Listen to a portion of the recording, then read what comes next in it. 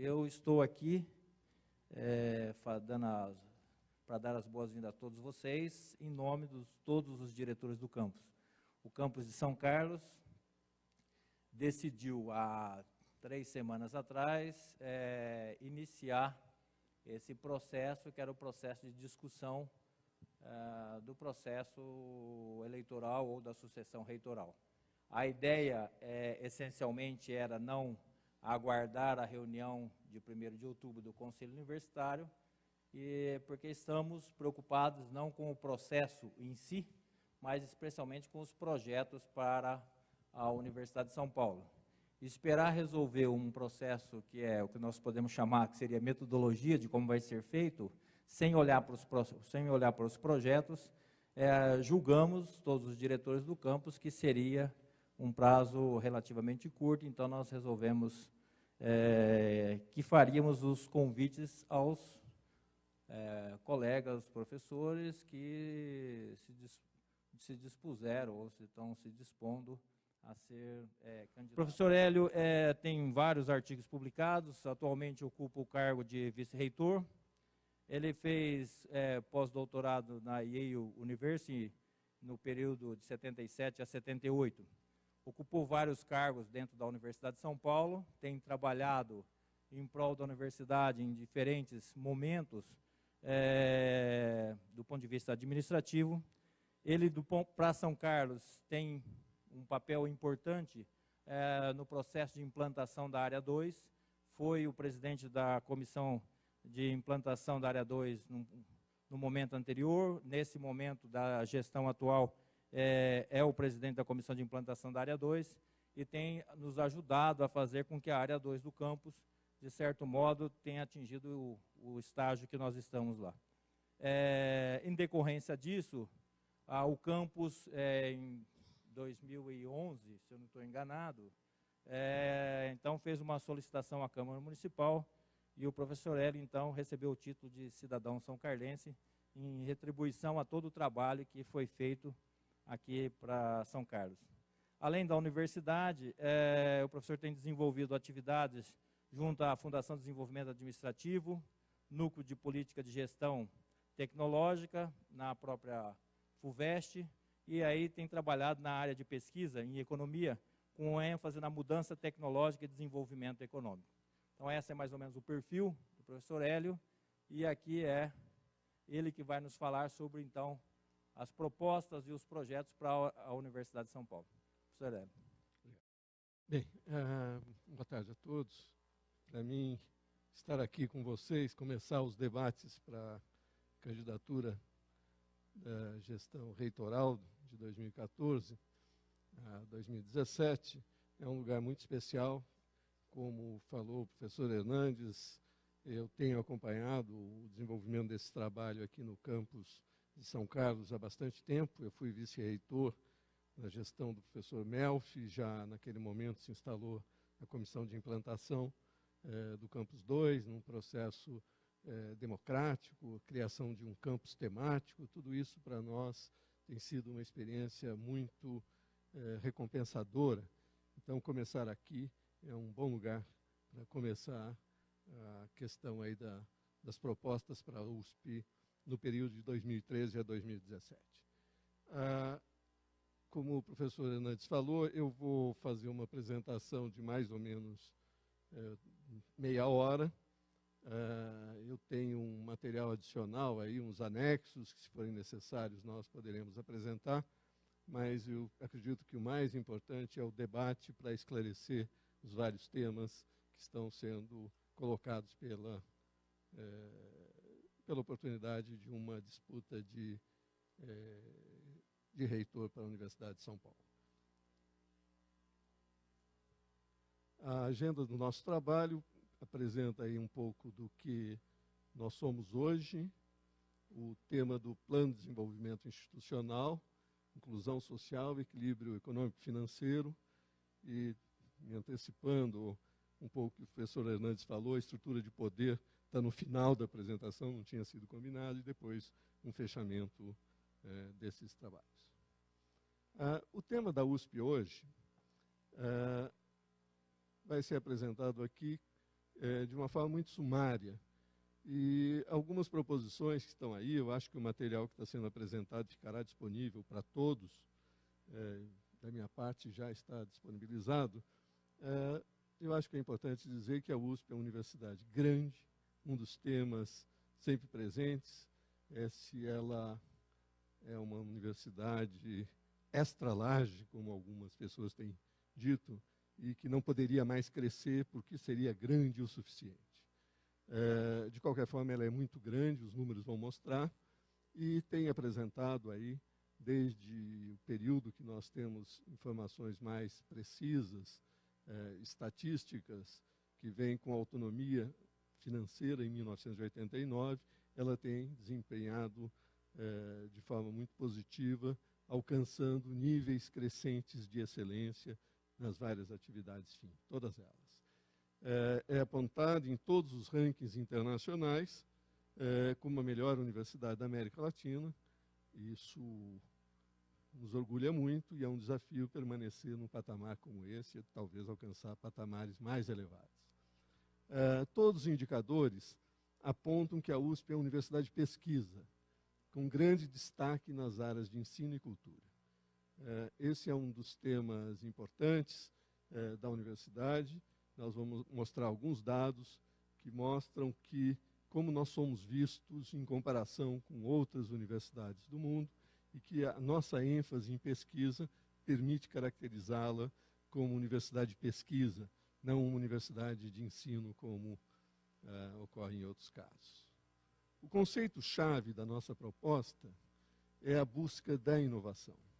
Eu sou um professor de desenvolvimento econômico, um economista, e o tema da inovação, para nós, existe toda uma literatura, mostra que o desenvolvimento a longo prazo depende, afinal, de inovações. Foram elas que transformaram a sociedade, vamos dizer, antes da Revolução Industrial, para ter um referencial para cá, são um constante processo de inovação que foi teorizado por autores como Schumpeter, Marx e outros. É um sistema em constante transformação que ocorre pela introdução das inovações no sistema, na nossa sociedade. Quer dizer, os avanços do conhecimento científico são importantes, alimentam as inovações e são as inovações que transformam o sistema econômico dentro dessa perspectiva. A inovação se dá na área de pesquisa, com a produção e difusão de novos conhecimentos. A universidade é muito forte na produção de conhecimentos e talvez ela não seja tão forte quanto a sociedade gostaria na difusão desses conhecimentos, no processo de difusão. O ensino é um equívoco pensar que inovação se dá apenas na pesquisa. A inovação, a transformação, se dá também no ensino, como se ensina hoje as novas práticas pedagógicas, as novas tecnologias de ensino, tudo isso transforma o nosso dia a dia e torna, supostamente, mais acessível, democrático e efetivo. O desafio, por exemplo, quem, como eu, viu na construção do Campus 2, era pensar o que vai ser a vida, o dia a dia dos alunos, professores e funcionários daqui a 40, 60 anos. Quer dizer, quando se desenha uma biblioteca, nós temos que pensar o que vai ter lá dentro, o que vai ser, como vai ser utilizado. Então, participei dessa discussão aqui e a gente entende que esse dia a dia de mudança, de reagir aos desafios, propor novos desafios, se dá também no ensino e também nas atividades de cultura e extensão. Cultura é um conceito muito mais amplo e o conceito de inovação vem do mundo da cultura antes de avançar em outras áreas do trabalho. Então, o nosso mundo se transforma e o conceito-chave aqui é como a USP vai se transformar em resposta aos desafios da sociedade, em respostas aos problemas científicos e tecnológicos que a própria ciência e a tecnologia coloca.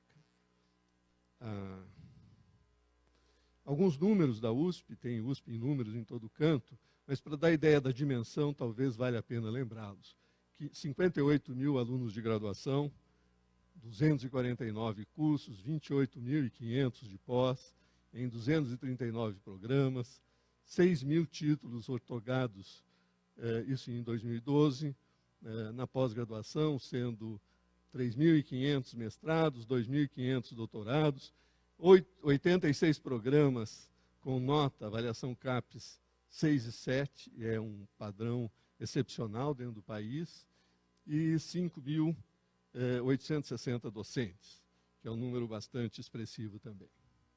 São 16.612 técnicos administrativos, 9.893 trabalhos publicados aí, reconhecidos pela ASI, 46 bibliotecas, 1.138.000 visitantes nos nossos 4 museus, 4 hospitais. Isso tudo acho que já basta para dar ideia da extensão do tamanho da nossa universidade. Quando a gente olha a avaliação externa, existem rankings internacionais, todos eles, é curioso isso, em geral, quando as coisas vão bem nos gráficos, elas apontam para cima, mas no caso aqui, apontar para baixo significa resultado positivo, quer dizer, posições cada vez melhores nos rankings internacionais, aí avaliados desde 2010, por exemplo, todos eles com desempenho muito, muito favorável nos principais rankings internacionais.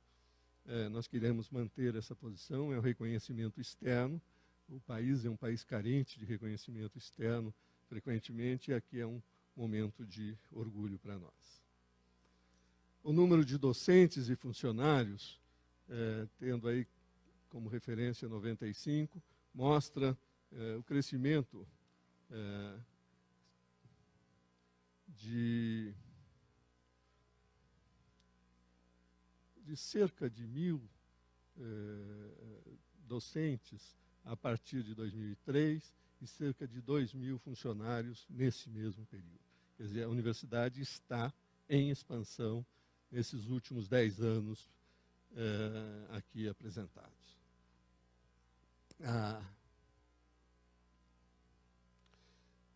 Como correspondência a isso, o número de títulos de mestre, doutor e de graduados, espero que vocês estejam vendo, graduados é o de cima, são crescentes neste período de alunos graduados, na linha mais roxa, e mais ou menos estabilizado em títulos de mestre e doutor nesse período. Tá bem? E os trabalhos indexados, trabalhos publicados, estavam num patamar mais ou menos estabilizado e em 2012 sobe o patamar aí de 9.893.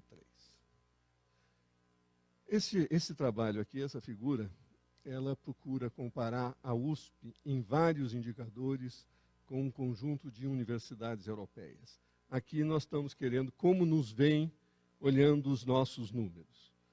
Esse trabalho, a gente chama de UMEP, foi elaborado pelo Center for Higher Education Policy Studies da Holanda, em que nós colocamos os nossos dados e eles nos comparam com as universidades europeias.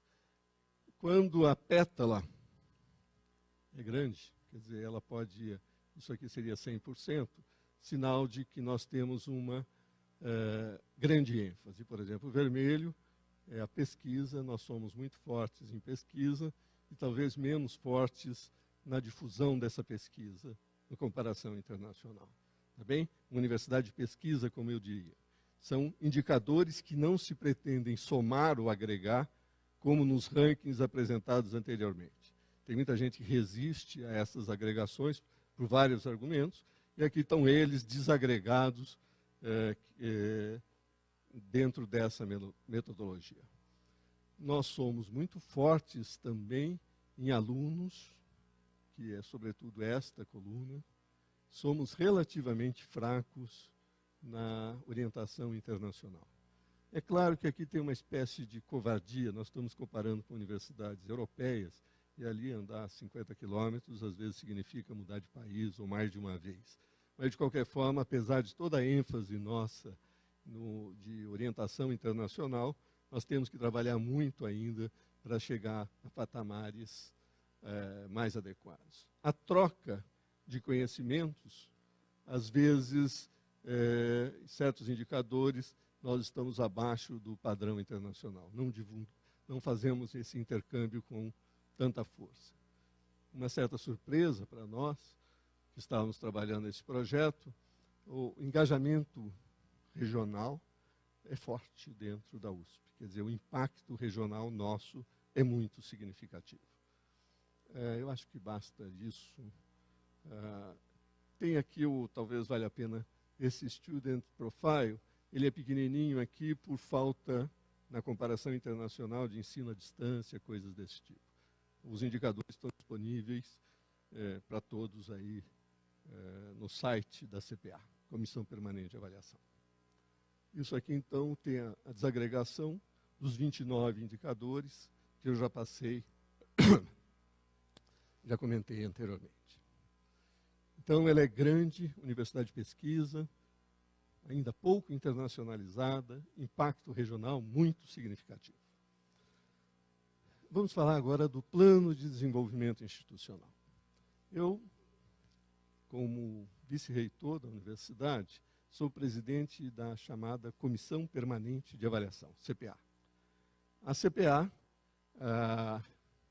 nos últimos 2 anos, nos últimos 3 anos, nesse último ficou mais, andando em ritmo mais lento, elaborou um plano de desenvolvimento para a universidade que foi consensado e chega a números precisos, apontando um rumo de desenvolvimento para a universidade.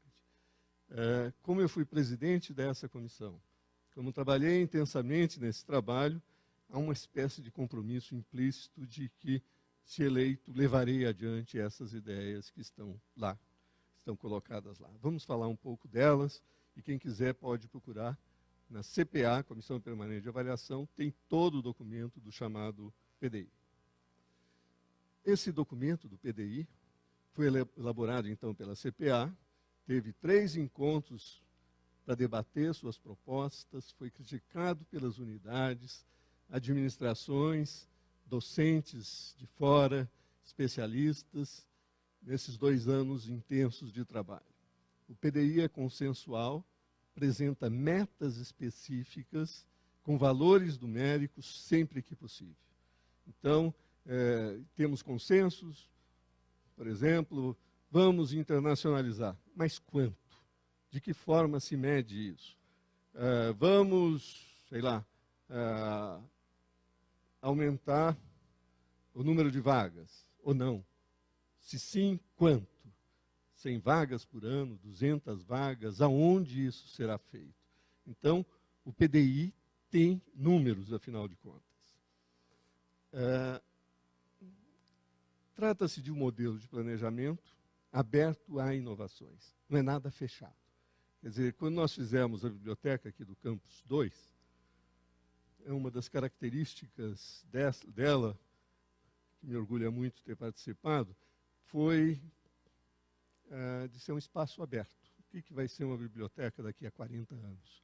O prédio praticamente não tem divisórias internas para a gente colocar lá dentro o que for necessário ao longo dos 40 anos. Então, a ideia aqui é que esse planejamento é aberto às inovações. Ela compatibiliza as demandas internas da universidade com as demandas da sociedade como um todo. Nós não estamos falando somente com o nosso umbigo, como diz certos autores. Nós estamos inseridos na sociedade e procuramos atendê-los. Ela procura formular planos para equilibrar as demandas da sociedade com os recursos disponíveis. Os números que vocês vão ver aí são números viáveis. Nós não estamos fazendo poesia que gostaríamos de ser sem ter uma referência mais precisa. Num campus de exatas como aqui, eu tenho a impressão que essas coisas são fáceis de serem entendidas e recebidas. Os projetos devem contemplar a diversidade de áreas. A USP é muito grande, tem exatas, humanas, biológicas, todas elas com inúmeras subdivisões, e o consenso das várias opiniões é que permite uma vida democrática, progressista, que leve a resultados favoráveis para a universidade. Então, conta com a participação de todas as partes, promove a discussão e o consenso. E, aqui eu tenho que falar algo que não está muito no PDI, a questão da inclusão social. Houve 2 temas que apareceram depois do PDI, que estão enfatizados aqui. A inclusão social, o PIMESP, e o tema da estrutura de poder. Então, tem trabalhos adicionais ao PDI que o tempo de hoje exigiu que fossem contemplados com grande ênfase. No PDI, a gente começa sempre a trabalhar qual é a missão de longo prazo da organização. A USP estabelece muito bem no seu estatuto sua missão, tudo conhecido por todos, né? Promover e desenvolver todas as formas de conhecimento por meio do ensino e da pesquisa, ministrar ensino superior, visando a formação de pessoas capacitadas ao exercício da investigação e do magistério em todas as formas do conhecimento, bem como a qualificação para as atividades profissionais. E, finalmente, estender à sociedade os serviços indissociáveis das atividades de ensino e da pesquisa. Esse é um tema, além das discussões, é o nosso estatuto, tá bem? E aqui tem uma visão geral que organiza o PDI. O que nós queremos ser? Existe uma pergunta que a gente nunca se livra: o que você quer ser quando crescer? Isso vale também para uma instituição. Aonde você quer chegar? O que você se propõe num prazo médio e longo como o nosso? 2017. Nós queremos, segundo o consenso da CPA, transformarmos uma universidade de classe mundial, enraizada em nossa história, contribuindo para o desenvolvimento socioeconômico e sustentável do país. Essa é uma palavra nova também em relação a 10 anos atrás. A sustentabilidade ganhou espaço na discussão política, respondendo de maneira crescentemente qualificada e inovadora, a palavra está lá, aos anseios da sociedade contemporânea, comprometida com o ensino, o avanço da ciência, da tecnologia e da cultura para a melhoria da qualidade de vida. Quer dizer, esse foi o grande consenso. Para chegar a essa proposição, foi o aspecto que mais contribuições recebemos. Então, é um pouco longo, mas é isso que pôde atender aí o consenso dos trabalhos. E aqui temos exemplos do que é o PDI. O PDI tem uma tabela síntese, tem um monte de tabelas intermediárias, um monte de indicadores. E aqui tem uma visão do PDI, que vocês vão olhar, está escrito ali, 2012 a 2017. Nós estamos no final de 2013, então uma parte das coisas já foram feitas. Mas as metas para 2017 têm valores absolutos que continuam valendo, tá bem? Então, formados na graduação, nós tínhamos 7.300, vamos para 8.600. Pequeno crescimento de 8,5%, e já houve ampliação de vagas da USP, na USP Leste foi a Poli, para a Baixada Santista estão indo várias unidades, quatro unidades. Então, uma parte desse trabalho já está avançado. Vagas no curso, aquilo ali é o formados. Vagas na graduação, que são as 1.000 vagas, já tem umas 100 e poucas já atendidas. Quer dizer, nós estamos falando de crescimento de 6% em 5 anos aí. Em 4 anos, talvez seja alguma coisa como 1,2%, 1,3% ao ano. Veja, nós estamos reconhecendo que a universidade é grande, mas ela não pode evitar, zerar seu crescimento da nossa perspectiva.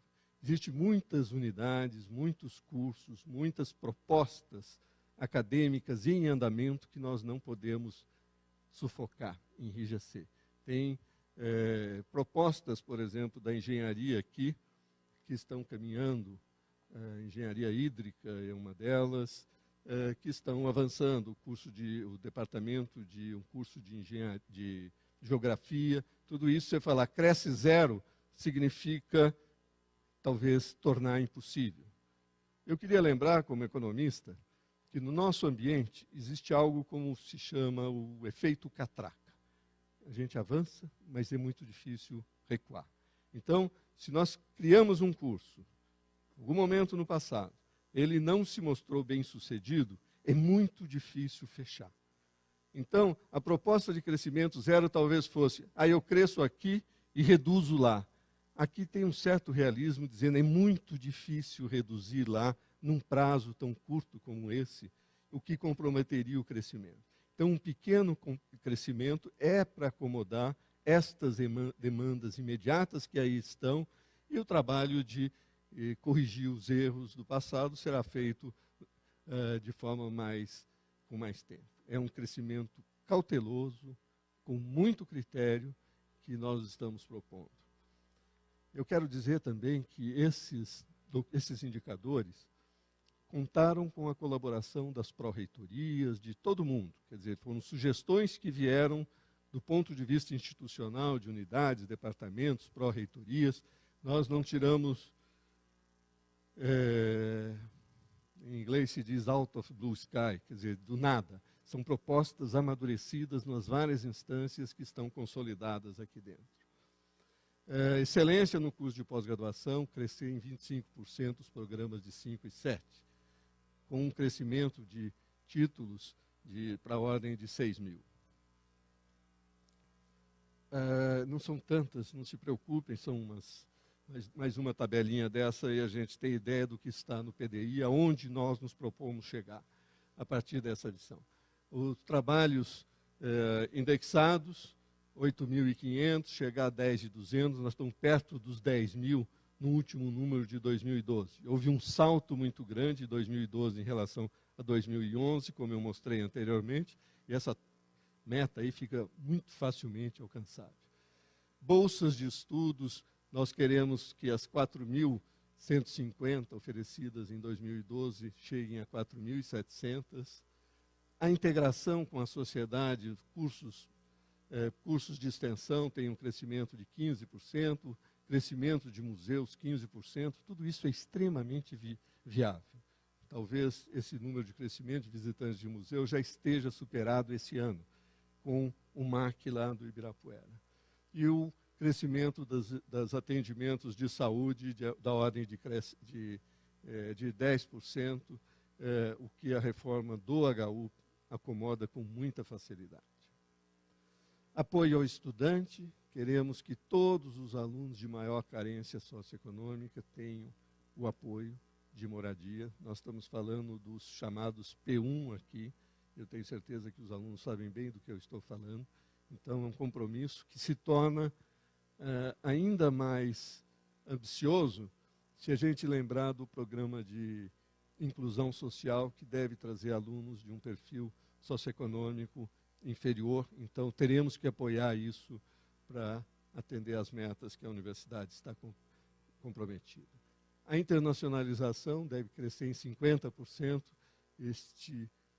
Este documento foi feito antes destas bolsas internacionais de graduação, das 1.000 bolsas, então dá para ampliar isso de forma ainda mais importante e queremos alcançar 3.500 alunos em programa de intercâmbio.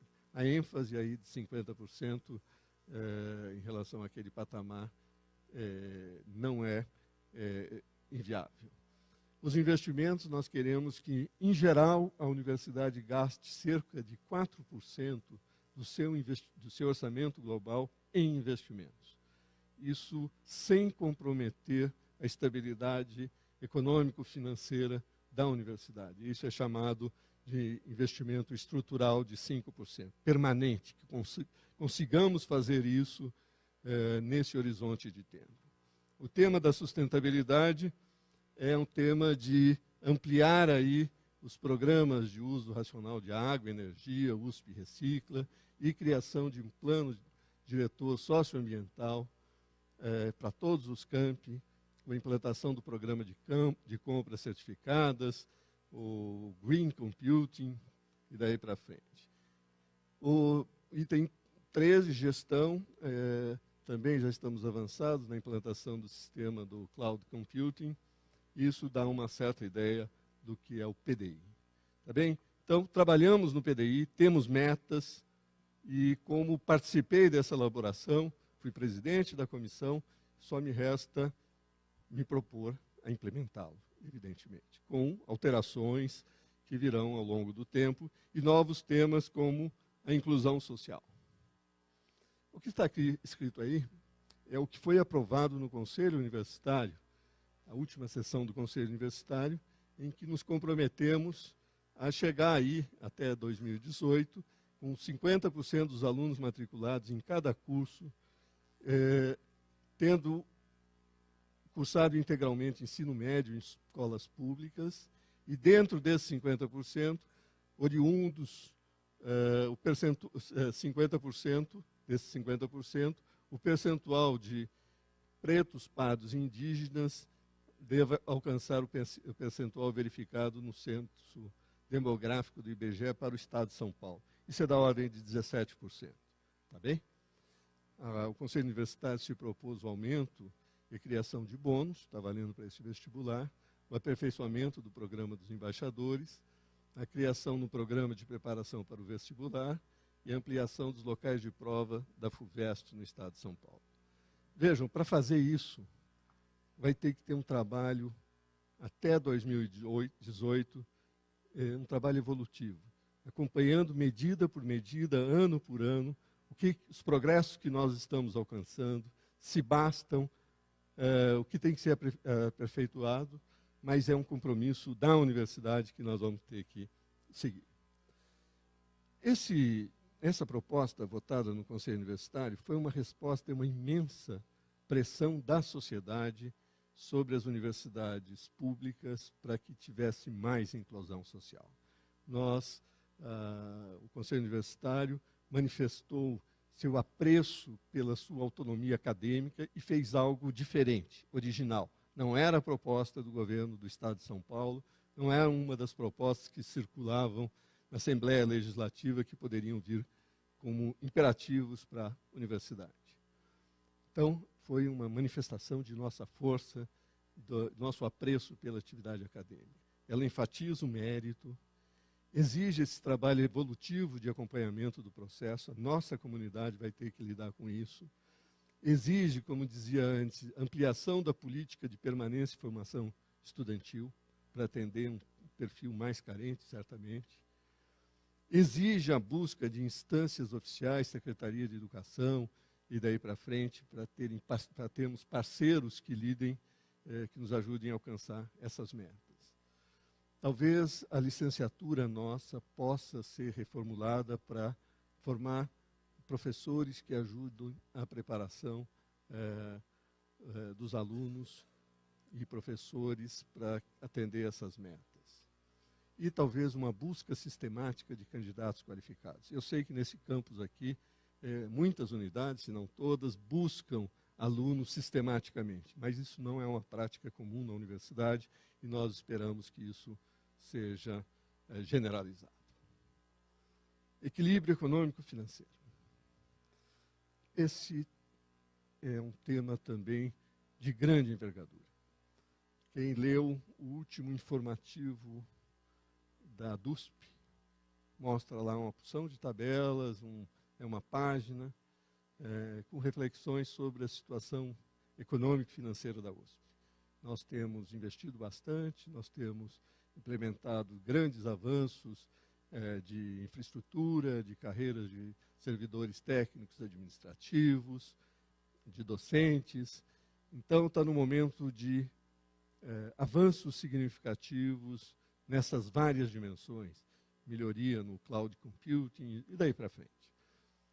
Bem, nós entendemos que a USP, a Unesp e a Unicamp têm uma situação muito peculiar, que é a chamada autonomia financeira, que, no caso da USP, significa 5,295 do ICMS vem para cá todos os meses. O governo tem honrado esse compromisso desde 1989 e as universidades têm que se mostrar à altura da responsabilidade de administrar esses recursos com ampla autonomia. Então, manter o equilíbrio financeiro significa manter o modelo de autonomia. Aliás, eu queria adicionar algo aqui. Num horizonte normal de crescimento da economia brasileira, economia paulista, como nós temos verificado, crescer 2% da economia paulista não é muito difícil no horizonte aí de 4, 5 anos. Você pode falar que 5, 6 é difícil, mas os 2, 3 talvez possa ser o aceitável. Os economistas chamam de produto potencial nosso é compatível com um crescimento de 2 a 3%. Nessas condições, o ICMS deve vir para cá com um crescimento de 2 a 3%. O ICMS acompanha bem a evolução do PIB. Então, nós vamos ter um horizonte de crescimento de recursos transferidos do Estado para a USP neste horizonte de tempo. Esse crescimento é que viabiliza aquele crescimento que eu falava de 1,5%, 1,3% da USP como um todo. Não vai ser por falta de recursos financeiros, a menos de uma crise extraordinária, que nós não vamos poder implementar o que está no PDI. O PDI levou em conta o modelo de autonomia e esse pequeno crescimento da economia paulista. Então, o PDI pode até ser entendido, em certas maneiras, como crescimento mínimo da universidade em termos de disponibilidade de recursos. Se a sociedade quiser cobrar os resultados do PDI, provavelmente nós estaremos à altura dando respostas favoráveis. Sim, alcançamos o PDI, as metas do PDI e ainda mais. Mas num momento como este, a valorização do CRUESP, essa instância que junta as 3 universidades estaduais paulistas, é importante para que todas elas, umas se apoiam nas outras, e o modelo de autonomia tem vingado durante todo esse período. Esse modelo significa salários de docentes iguais, uma certa diferença entre salários de funcionários e docentes, política de enfrentamento à palavra excessiva do Estado em termos de demandas de recursos, de políticas públicas em conjunto e daí para frente. Fortalecer a autonomia financeira é também fortalecer o CRUESP. Então, a nossa proposta é o fortalecimento do CRUESP e constitucionalizar a autonomia financeira. Ela se sustenta com um decreto, é relativamente frágil, e se nós conseguirmos colocar na Constituição Paulista, seria um grande ganho. Este modelo é que permite os investimentos estruturais de 5% das receitas do ICMS. Este modelo de autonomia nos dá a capacidade de fazer isso. Ele permite também a continuidade da valorização dos recursos humanos, com as novas etapas de progressão horizontal dos docentes, novas etapas da carreira dos servidores técnicos administrativos, apoiar a inclusão social e seguir a universidade na sua trajetória atual. Não deixar os prédios em andamento parados, mas concluídos e utilizados devidamente com os investimentos em equipamentos, com gente lá para trabalhar. Então, é importantíssimo manter o equilíbrio econômico-financeiro. Se a USP tiver uma crise de grandes proporções, talvez crise financeira, talvez o Estado, a sociedade nos diga, puxa, vocês têm autonomia e não sabem usá-la. Saber usar a autonomia significa equilíbrio financeiro também. Significa ampliar as atividades acadêmicas, como está explicitado no PDI. Evidentemente, nem sempre as coisas são tão fáceis. Se a gente pega os dados do CRUESP, o CRUESP produz planilhas e a negociação salarial é feita a partir dessas planilhas, elas vêm desde o início do modelo de autonomia, e a USP aqui, não sei se todos conseguem ler, talvez tenha uma cadeira na frente aí de alguns, a USP está aqui, o comprometimento das receitas que nós temos do ICMS tem tido essa evolução neste ano, 119%, 112%, 106%, 104%, 102% em julho, último dado disponível. Esse número é muito elevado para uma universidade como a nossa. Em geral, se gasta como 15% de custeio e outros, talvez 4%, 5%, 6% de investimento. Se vocês somarem 112 mais 14 mais 5, nós estamos talvez na ordem de 120%, que significa 20% a mais do que nós recebemos, nós estamos gastando nessas atividades de pessoal, investimento e custeio. Como é possível fazer isso sem ter uma grande crise? Esses investimentos, na verdade, são o que passa aí dos 85%, e são financiados com reservas financeiras que nós tínhamos acumulado no passado. Esses números são importantes e estão financiando os nossos investimentos atuais. Tá bem? Então, mas temos que olhar com atenção essa questão. Nós não podemos permanentemente gastar 120% do que nós recebemos. Isso acaba com o patrimônio em pouco tempo. Quer dizer, cada 5 meses você tem mais uma folha de pagamento, cada ano você tem 2 folhas e meia de pagamento, que nós estamos avançando nas nossas reservas. Elas são finitas, então é uma fonte muito significativa de preocupação. Nós já vivemos momentos anteriores na universidade, eu já estive lá em outras oportunidades como coordenador da CODAGE, como vice-reitor e agora como vice-reitor, de ajustar nossos gastos aos recursos que vêm. Essa situação certamente pode ser vivida por algum tempo, mas não permanentemente. Um dia acabam as reservas. Por mais que venha crescimento da economia, chega uma hora a gente tem que se limitar ao orçamento que vem do Estado. Então, talvez a gente tenha que promover ajustes em algum momento no futuro, sem comprometer o que estava estabelecido antes. Valorização de recursos humanos, investimentos em infraestrutura, não sacrificar os gastos de custeio, e isso exige muito, a expressão que talvez seja adequada, muitas horas de voo para você pilotar uma circunstância como esta. Quer dizer, quais são os ajustes necessários que sejam feitos para que o nosso avião continue voando. Quer dizer, eu gosto disso porque uma vez eu perguntei para um colega da medicina como é que se ensina medicina, e ele afinal disse, olha, tem muito horas de voo, como se diz dos pilotos. É uma forma de caracterizar quanto tempo ele está voando.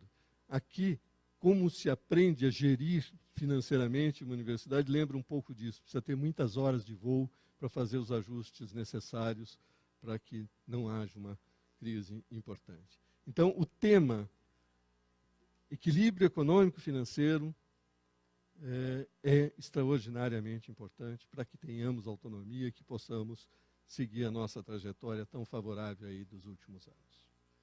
Estrutura de poder. Esse também é um tema novo e vamos tratar aqui rapidamente. A primeira proposta, que não está sendo falada muito recentemente, mas eu já dizia 5 anos atrás, na eleição anterior, aquele momento era uma tese importante, e eu volto a considerá-la importante, é o fortalecimento do Conselho Universitário. Ali é a instância máxima, e ela reflete a democracia da instituição. Então, um Conselho Universitário fraco torna a universidade à mercê de pressões de toda a ordem. Então, existe um documento que eu apresentei no NUPES, Núcleo de Políticas Públicas da Universidade de São Paulo, falando desse tema. Ao mesmo tempo, e como consequência do fortalecimento do Conselho Universitário, é o fortalecimento de unidades e departamentos e sua descentralização. A universidade é grande demais para ser muito centralizada. Eu queria dizer, eu sou daqueles que acham que a USP pode crescer um pouquinho. Sem descentralização, é muito difícil fazer isso. Os economistas estão acostumados, nos seus modelos mais básicos, a lidar com o crescimento. Um grande autor nosso lá, chamado Adam Smith, em 1776, início da Revolução Industrial, fez uma teorização. Imagine o que era a Inglaterra naquele momento, uma pequena economia na perspectiva de hoje, E essa teorização ainda é adotada hoje.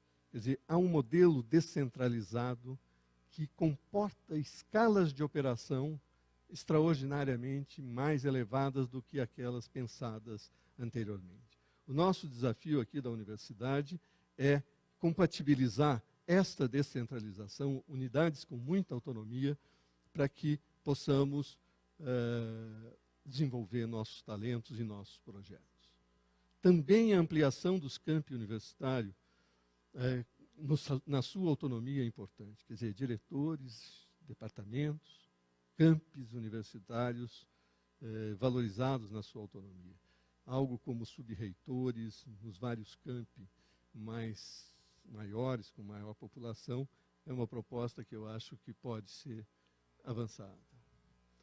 Quando eu coloquei favorecer a interdisciplinaridade e práticas econômicas modernas, algum dos colegas próximos falou, mas esse item está aí, está certo? Isso não é outro lugar da apresentação? E não é. Quer dizer, a falta de interdisciplinaridade reflete uma estrutura de poder muito segmentada, muito estruturada. É difícil para um departamento, uma unidade, se relacionar com a outra com facilidade com a estrutura de poder atual. Mesmo essa vinculação subsidiária dos docentes, o avanço é muito modesto. Se nós quisermos realmente interdisciplinaridade, nós temos que avançar muito. E talvez o Campus 2 de São Carlos ofereça um caminho interessante. Nós temos um campus temático, que é um campus interdisciplinar.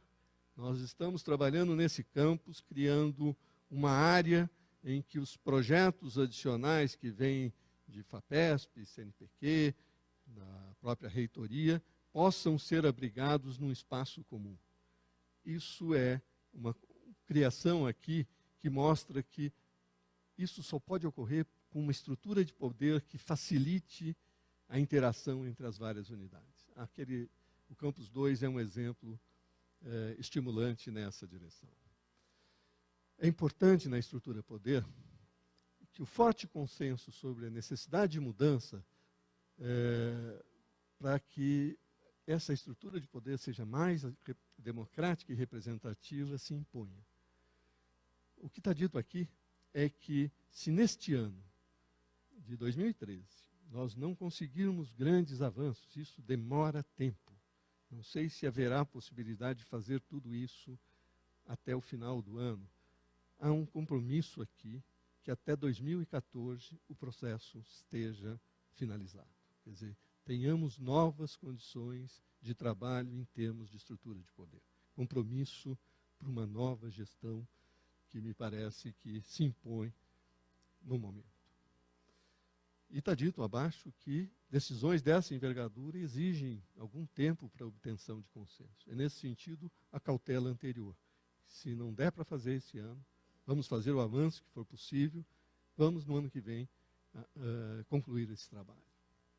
Existe falta de consenso na eleição de reitor e na escolha de diretor e de outras unidades. Nós temos que trabalhar. Veja, não há um consenso geral sobre tudo. Talvez em 2012, muitos dos temas estivessem maduros para uma votação no Conselho Universitário. Mas hoje, as opiniões têm distâncias consideráveis, eleição direta ou não direta, propostas as mais variadas. Chegar a esse consenso no momento talvez seja um trabalho um tanto quanto difícil, mas consensos parciais sempre são possíveis de ser alcançados. Como considerações finais, um pouco de algumas falas que já foram ditas até agora. Os desafios nossos são elevação dos padrões de elevação acadêmica, sempre isso, em primeiro lugar. Ampliação limitada e criteriosa de pouco mais de 1% ao ano da universidade. É isso que eu tenho insistido. Isso é viável, não tenho medo de enfrentar isso, é possível com descentralização, sem nenhuma perda significativa. Ampliação da inclusão social com mérito, nunca abrimos mão de mérito. Manter a liderança da USP entre as universidades brasileiras e latino-americanas, promover o equilíbrio econômico e financeiro sem sacrificar investimentos e valorizar a autonomia financeira, implantar o PDI de forma consensual, elaborar programas temáticos específicos para grandes áreas de ciências humanas, exatas e biológicas. Nós estamos reunindo grupos de professores, pesquisadores destas áreas para propor esses projetos que serão apresentados no Conselho Universitário, se essa candidatura vingar, afinal. Avançar na internacionalização, na interdisciplinaridade e na adoção de práticas pedagógicas modernas. A USP dispõe de recursos à altura para implementar esses projetos. Tem pessoas de alta qualidade, docentes, alunos, servidores técnicos e administrativos. Uma universidade de qualidade é aquela onde existe gente de qualidade trabalhando. Não é possível pensar de outra forma. Esse é o mais básico de tudo. Nós temos uma fonte garantida de recursos financeiros que viabiliza esse trabalho. E nós temos uma cultura de excelência que nos garante uma permanência desses nossos trabalhos para atingir essas